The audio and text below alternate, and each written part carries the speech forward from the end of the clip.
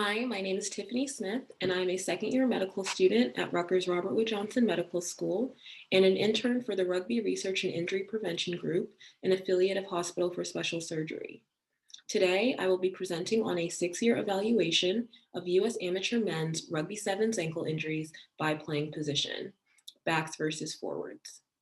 To begin, Rugby Sevens is a variant of the Olympic format of traditional Rugby 15s and has grown in popularity both internationally and domestically after debuting in the 2016 Olympic Games in Rio de Janeiro, Brazil. Participation in Rugby Sevens has steadily increased in the United States and has generated not only growth and popularity from spectators, researchers, and athletes, but has also been met with a corresponding acknowledgement amongst the sports and medical community of the injuries related to increased participation in the sport. A number of injury surveillance studies have been conducted on Rugby Sevens that show ankle injuries to be one of the most prevalent injuries reported. Despite the high rate of ankle injuries associated with Rugby Sevens, studies to date have yet to focus on injury surveillance of men's Rugby Sevens ankle injuries at the amateur level in the US explicitly, and have yet to characterize injury patterns by playing positions. Therefore, the objective of this study was to understand injury incidence rates and risk factors for US amateur men's Rugby Sevens ankle injuries by playing position in order to guide ankle injury prevention strategies suited to the unique experiences of backs and forwards. In terms of our methodology, a prospective epidemiological study was carried out from 2010 to 2016 using the Rugby Injury Survey and Evaluation Report to catalog injuries in United States Rugby Sevens tournaments. The participants included in this study varied from under 19 levels to elite national candidate amateur levels. The methods of the study were compliant with the consensus statement on injury definitions and data collection procedures for studies of injuries in rugby. Any injuries that qualified as affecting the ankle were included in this study, and injuries were further separated by qualifiers including contact versus non-contact, type of contact, and ankle injury type.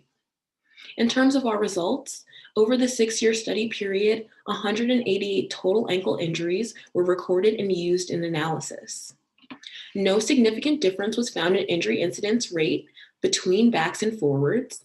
Backs reported an injury incidence rate of 12.23 injuries per 1,000 player hours in comparison to forwards who reported an injury incidence rate of 9.46 injuries per 1,000 player hours. When looking at contact injuries by position, backs saw a significantly higher rate of contact injury than forwards and reported 68.12% of the contact injuries seen in comparison to forwards who represented 31.88% of the contact injuries seen. When looking at non-contact injuries by position, there was no significant difference seen between backs and forwards. Backs represented 53.49% of non-contact injuries in comparison to forwards who represented 46.51% of non-contact injuries.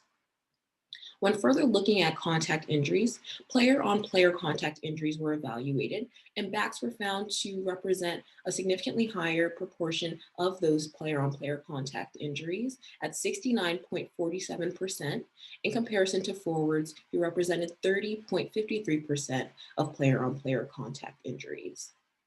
Lastly, when looking at ankle injury by type, the most common type of ankle injury sustained in both positions were ankle sprains. However, no significant difference was noted between the two positions. In terms of our conclusions, the result of this study continue to show that ankle injuries represent a significant burden of injury across the realm of Rugby Sevens. Rugby players, similarly to many other athletes, therefore find themselves at a high risk for ankle injury development, and therefore careful steps should be taken by governing bodies in order to prioritize the safety of these athletes. Based on our longitudinal study of ankle injuries in Rugby Sevens players by position, it is evident that backs unfortunately seem to fare significantly worse when looking at contact injuries, specifically injuries sustained when contact is with another player. The understanding of the higher injury prevalence and risk for contact injuries in backs may prompt equipment changes for those who play in that position or even adjusted skills training. To a more regulated and comprehensive degree, results of this study can provide the necessary information bodies such as the International Rugby Committee may need to update playing standards, especially when it comes to contact play for backs. Thank you.